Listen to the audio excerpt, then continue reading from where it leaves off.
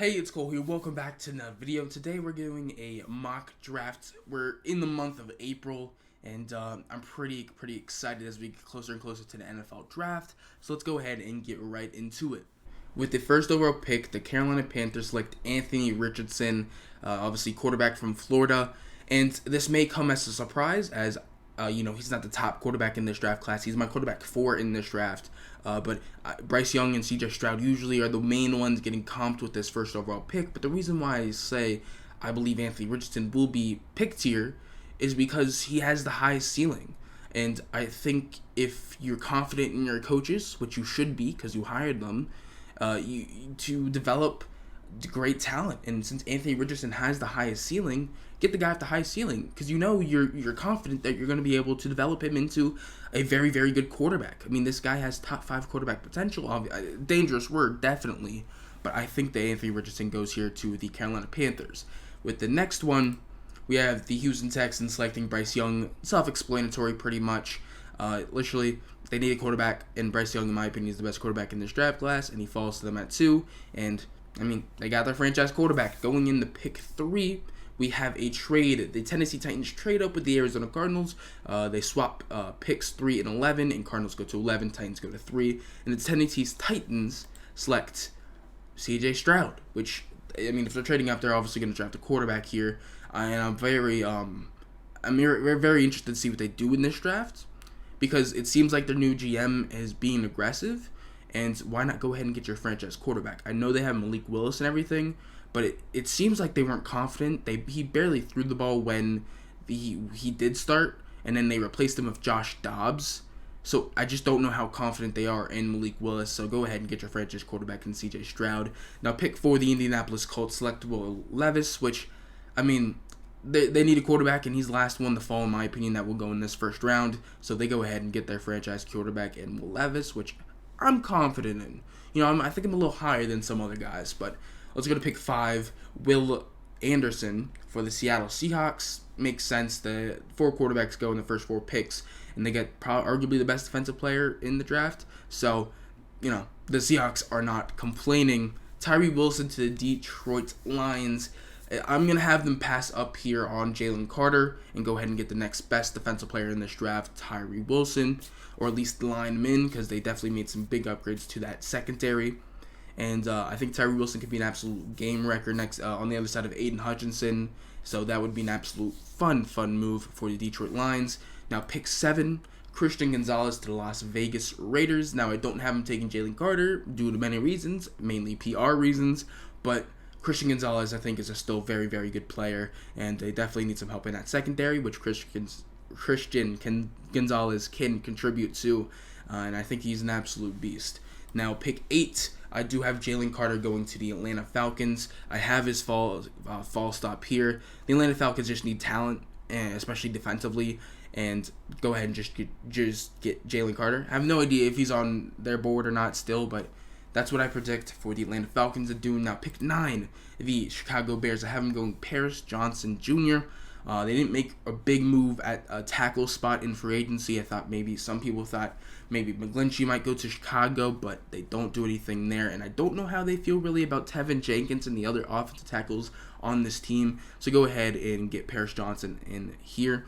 So then with pick 10, I have Nolan Smith as a Hassan Reddick long-term replacement. That's been the big comp, is Nolan Smith and Hassan Reddick. So go ahead and replace Hassan Reddick probably after this year, because I think it was probably a 2-year deal. It might have been a 3-year deal, but long-term, you're going to have Nolan Smith for at least 5 years, depending on how good he does. And I think this makes a ton of sense for the Philadelphia Eagles. If you like this mock draft and other videos, I have daily shorts on this channel as well. Go ahead and leave a like and subscribe to the channel. Pick 11, we have Lukas Van Ness to the Arizona Cardinals. They traded down from 3 to 11 with the Tennessee Titans, and they need some help, especially replacing J.J. Watt, and I think Lukas Van Ness makes the most sense here, and go ahead and get some help on that defense and edge rusher. They also lost Zach Allen. They lost Byron Murphy. They definitely lost a ton of defensive talent. So go ahead and start replenishing that with Lukas Van Ness. And then pick 12, I have the Texans taking Jackson Smith-Njigba. They need some wide receiver help. I know they have Nico Collins. They have Robert Woods. They have John Mechie. but for the most part, they're not receiver ones, and I think Jackson Smith and Jigba can be their wide receiver one. He's my wide receiver one in this draft class, so it makes sense here. And go ahead and Texans take him at 12. 13th, Peter Skoronski, a dude I've been having going to the Jets in many, many mock drafts. It just makes the most sense in my opinion because they need help at the offensive line position, and he played tackle, but he could have some type of versatility inside with his arms being a little bit shorter, so maybe he's not a tackle long term. And the Jets honestly could use anything on that offensive line. And pick 14, the New England Patriots select Devon Witherspoon. They have Jonathan Jones, they have Jack Jones, I believe, or is it Jack Peters? Or then they have Marcus Jones. A lot of Jones, to be honest. Go ahead and get Devon Witherspoon to probably be your cornerback one next to Jonathan Jones and the other guys. I think this makes a ton of sense for the New England Patriots. Pick 15, the Packers. I got them going Quentin Johnston from TCU. They need some receiver help badly, losing Alan Lazard and some other guys. And Christian Watson is definitely good, but I don't think he can carry the load on by himself. And Quentin Johnston here makes the most sense. I think they have some type of rule where they have to draft guys 6 foot or taller or whatever. Again, I don't know. I'm not a Packers fan, but he's my wide receiver 3 in this draft. He's so polarizing because he is very athletic. He is really good after the catch, but he's really big. I mean, his size is amazing for his speed and everything, but he feels like at times he doesn't know how to play receiver. You know, he's terrible at high pointing the ball. He's just very contradicting when you watch his film and you see the numbers, but Quinn Johnson here to the Green Bay Packers. Pick 16 will be traded. Minnesota Vikings trade up with the Washington Commanders for pick 16, and the Washington Commanders go back to, I believe, pick 23. So Washington Commanders in 2 years in a row trade in this first round, and the Vikings select Joey Porter Jr. They had to get their cornerback, just making sure they got their guy, and Joey Porter Jr. would absolutely help the Minnesota Vikings. I know they got Byron Murphy, but they also lost Patrick Peterson, so soul for a soul type of thing, a player for a player. And, get another guy next to Byron Murphy, and I think this cornerback in the secondary is looking a lot better with Brian Flores as now your DC. So this would be a great move here for the Minnesota Vikings.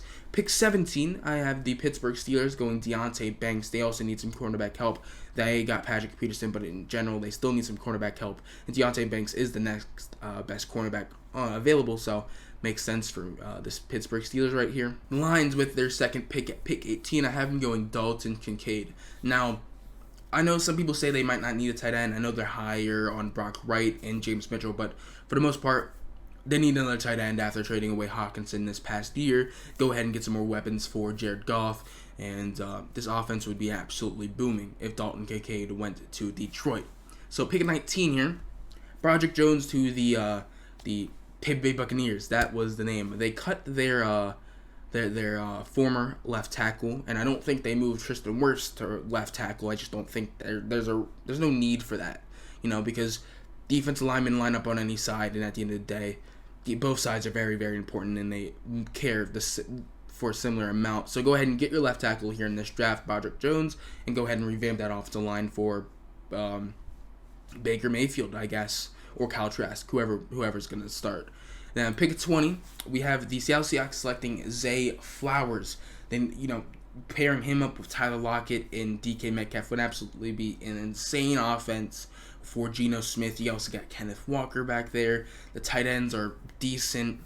So, this would absolutely be a great pickup here for the Seattle Seahawks. So, let's go to pick 21. The Chargers select Bijan Robinson. This is where the Robinson fall, it's not really a fall, but this is where he goes. We have no idea what's happening with Austin Eckler. Is he going to be traded? Is he not going to be traded? Is he going to hold out? Who knows? So go ahead and just get your workload, your workhorse at running back, and to get Bijan Robinson for the Chargers. Pick 22, the Baltimore Ravens select Jordan Addison. They need some receiver help, very, very bad, on the possible verge of losing Lamar Jackson. Go ahead and get Jordan Addison, and that will definitely help your offense out a lot.